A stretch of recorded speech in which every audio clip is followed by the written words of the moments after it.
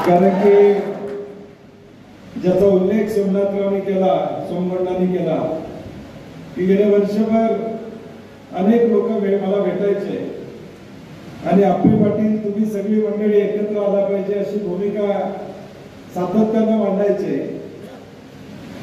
राजू कलमट्टीच्या घरी गेलो, चहा द्यायच्या आधी पहिला विषय तो काढला अप्पे पाटील, चहा नंतर दिला, राजूच्या घरी गेला। आणि अनेक मंडळी या तालुक्यातली हा योगायोग कधी येतो आणि ही प्रक्रिया कधी होते याची वाट या तालुक्यातली लोक अनेक बघत होते। कारण की जिल्हा बँक असेल, इतर सगळ्या संस्था असतील, या संस्थांमध्ये अप्पे पाटलांनी मागच्या काळामध्ये काँग्रेस म्हणून काम करण्याची भूमिका स्वीकारलेली होती। मधल्या काळामध्ये काही अडचणी आल्या, चंदगड तालुक्याच्या विकासाची जबाबदारी घेण्याचा प्रयत्न त्यांनी, शेतकऱ्यांचं हित डोळ्यासमोर काही प्रयत्न त्यांनी प्रामाणिकपणे केले, परंतु काही अडचणीला त्यांना सामोरं जावं लागलं। तरी देखील या अडचणीवर मात करून पुन्हा उभारी घ्यायची या भावनेतून अप्पे पाटलांनी आपला गट सक्रियपणे ठेवण्याचं काम गेल्या अनेक वर्षामध्ये प्रामाणिकपणे केलं। आणि म्हणून मधल्या वर्षभराच्या काळामध्ये अनेकदा चंदगडच्या दौऱ्यावर, गडिंग्लजच्या दौऱ्यावर मी नेहमी येतो, तुम्हाला सगळ्यांना माहित आहे। त्यावेळी अप्पे पाटलांचा विषय निघाला नाही, असा एकही दौरा झालेला नाही आमचा। लोकांच्या मध्ये चर्चा असायची आणि मी लोकांना सांगायचो चालू आहे, वेळ यायची अजून, कारण की काही गोष्टीला वेळ यायला लागते आणि ती वेळ मला वाटते आता बालाजीराजे शाहू महाराजांच्या माध्यमातून आली, याचा आनंद मला निश्चितपणे आहे।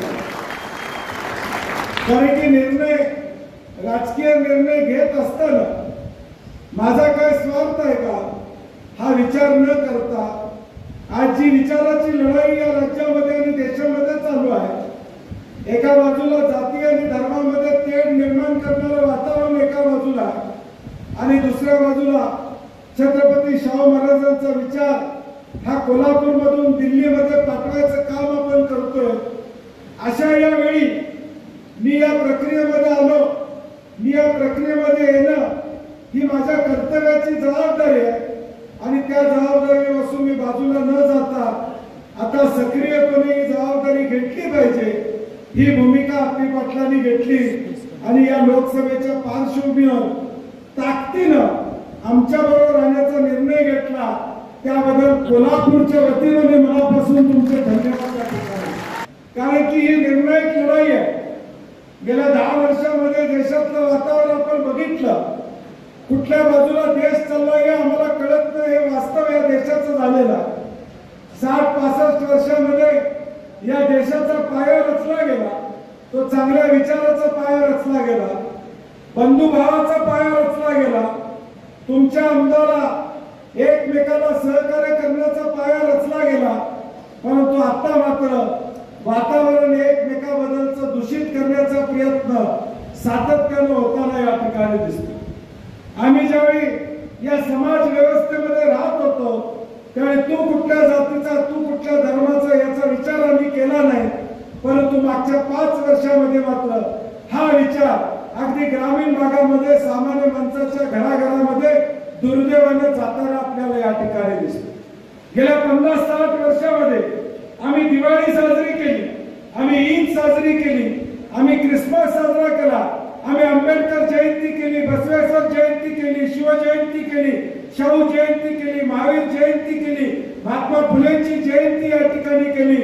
आम्ही कुठला समाज म्हणून नाही तर विचारानं ती जयंती करण्याचं काम अनेक वर्ष या ठिकाणी केले। रामनवमी आम्ही पण केली, हनुमान जयंती आम्ही पण केली।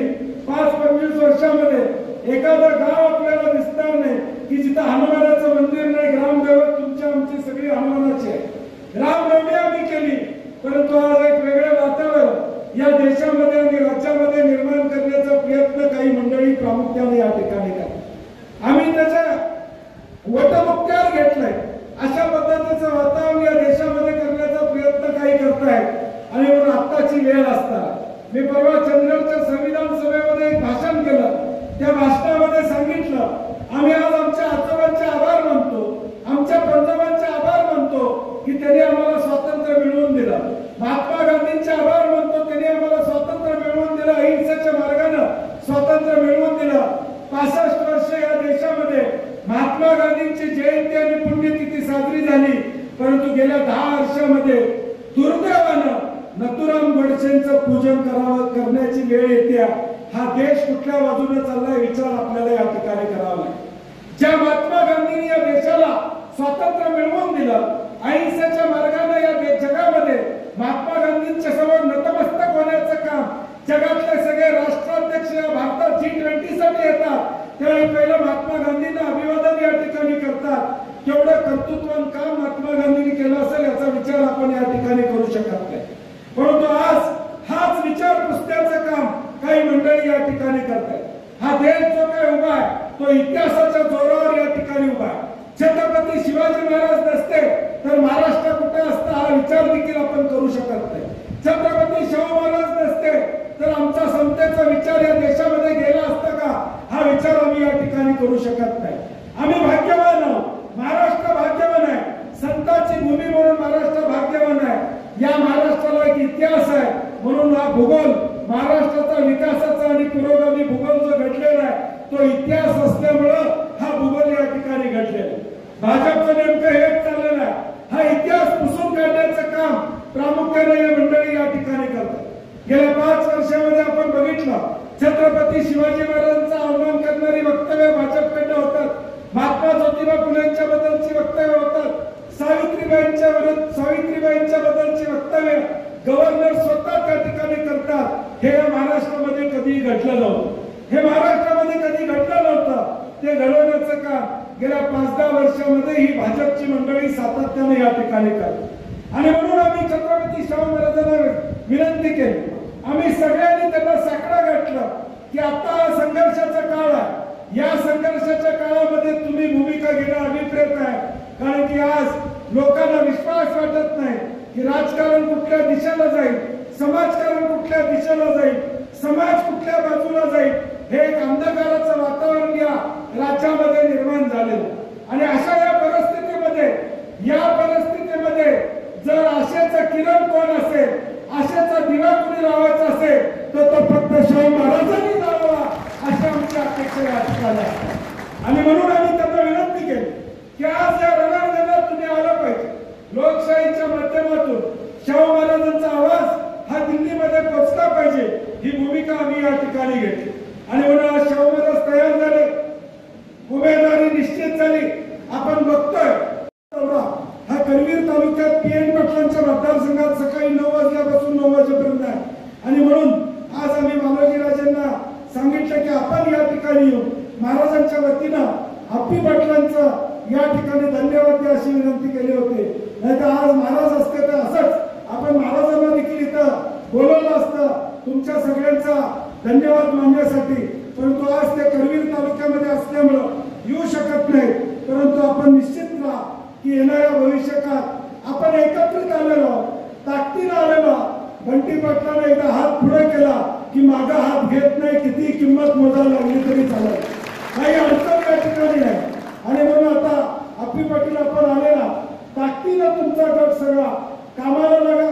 उद्याच्या भविष्यकाळात काही अडचणी असतील, काही समस्या असतील, आपण निश्चितपणे एकत्रित येऊया. जी काही कामं असतील ती कामं करूया. उद्या चंदगड तालुक्याच्या विकासाला गती देऊया.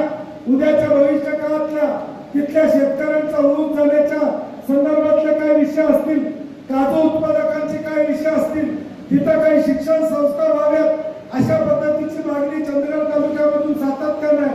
आणि म्हणून शाहू महाराज खासदार झाल्यानंतर केंद्रबिंदू हा चंदगड तालुका ठेवण्याची भूमिका माझी निश्चितपणे राहील, हे मी जाहीरपणे आपल्याला या ठिकाणी सांगतो. शाहू महाराज खासदार झाले तर चंदगड तालुका हा एक चांगल्या पद्धतीचा विकसनशील तालुका होईल. या दृष्टीनं बालाजीराजेंनी आमचा प्रयत्न राहील, हा विश्वास या निमित्ताने देतो. आता अप्पी पाटील आलेले आहेत, आता सुट्टी नाही, बरोबर आहे ना. आता आज बसलं कामाला लागायचं.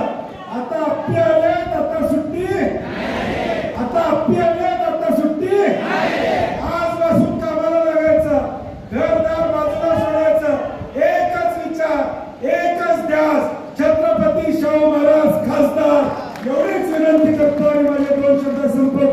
जय